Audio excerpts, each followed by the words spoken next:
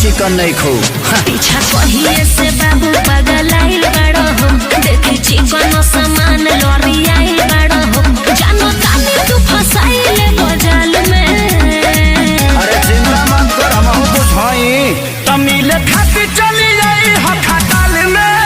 हो चाचा तो जी के माल मारा साल में अच्छा खाली चुमा लगा छोड़ दे हम डाल में हो चाचा तो जी के माल मारा साल में सुनना फायदा में रहबे। अरे हट ना म्यूजिक बाय रविराज देवा नाय दादा ई ना होई अच्छा बटे हमरो यार को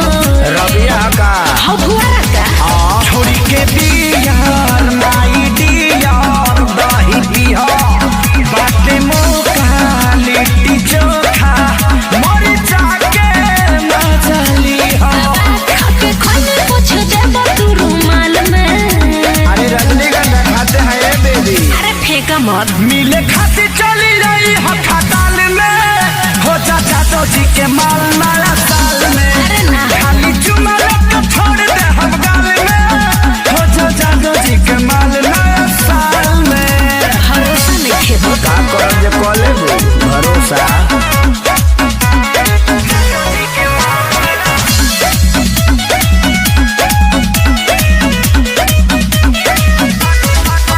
हो तो पदे बजा खेला पार्टी में संजय यादव जी बहक जाले राती में। अरे बांठा प्यार करो बहिना धानो फायदा रही मुन्ना मोहित होई खेसारी तोहरा से कहे सही सही लागे हमारा के डोला बवाल में तमिल खाती चली जाई हखाताल में हो चाचा तो जी के माल नया साल में खाली चुमा लेके छोड़ दे हम गाल में हो चाचा तो जी के माल नया साल में। ओके यादव जी तब चल भैंस पर बैठ जाओ।